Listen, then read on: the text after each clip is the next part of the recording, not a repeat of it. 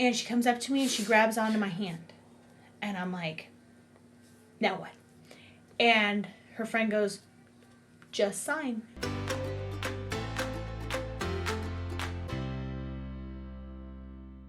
There's a couple tactile sign languages. They're asking about how to communicate with deafblind. Oh! And you actually have a little bit more experience with that than I do. But there are like Pro-tactile ASL, and then there's tactile sign languages. And both of them, you're signing into the other person's hand.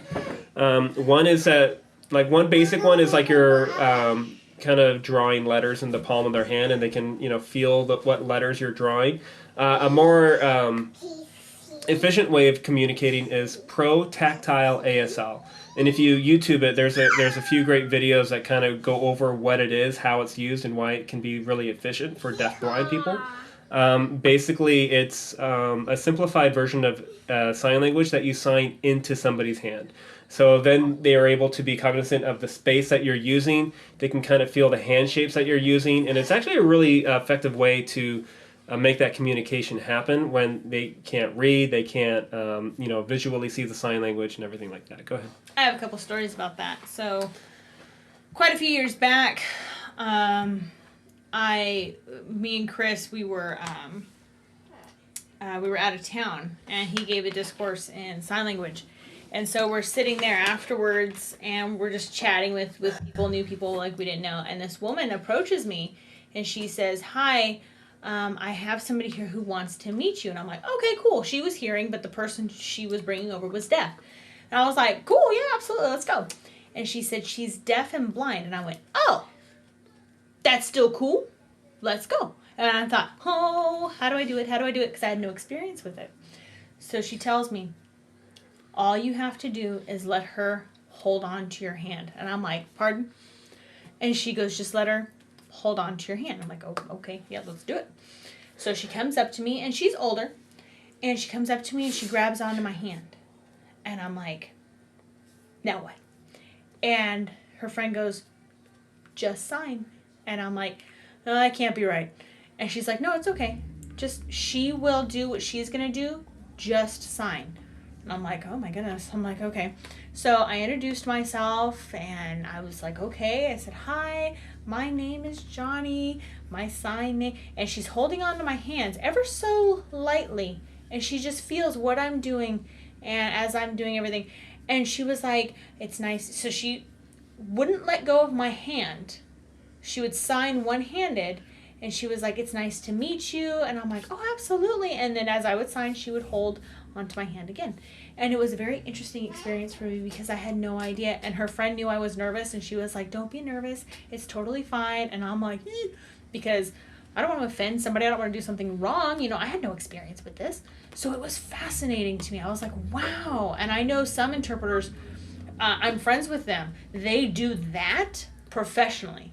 I'm an interpreter, but I'm not a tactile interpreter. That's a whole other skill. And so I've watched them do it, and I'm like, wow, that is like amazing to do. I have a friend. To clarify, Johnny, were you actually doing signs, or were you just finger spelling letters? I was doing signs, and she was feeling my hands as I did it. I have a friend who's deaf, and he's going blind. He has tunnel vision, and as he's gotten older, it's gotten worse to now he sees this, and he's deaf. So what he does is he kind of does the same thing, but he has to hold on to my hand to find me first. So he's looking to find in this very narrow spot to find me. And then I sign pretty close to my hand, or pretty close to my face, so he can see me. So he doesn't let go, because otherwise he'll lose me, and then I'm gone. And so it's interesting. There's ways of doing it, and there's ways of communicating with the deaf and blind. I've never had to do the one in the hand where you finger spell in their hand. I've never done that, but my boss has. And so it's amazing to see that there is no limits. You can communicate with anybody, and it's just so fascinating. But yeah. Mm-hmm. Yeah, and that's been my experience too, was with that one with the tunnel vision. And like your box, if you've been learning for a while, you're kind of familiar with, like, I'm signing loudly, I'm signing quietly, and like you have this range and this kind of invisible box that you sign in. And for him, it's like your box is right here because his vision is just so limited. And so you have your hands really close to your face like this, and you're signing very modified. And so like the way you would communicate with, and this kind of applies to everyone, to where your communication is a little dependent, and you have to kind of change and adapt to who you're speaking with. And, you know, somebody might have clear vision and they speak, you know, really clear ASL. Some people might be more PSE. Some people might know, from older generations might still use signed exact English. And then you have those that are deaf blind. Some know tactile, pro-tactile. Some do finger spelling.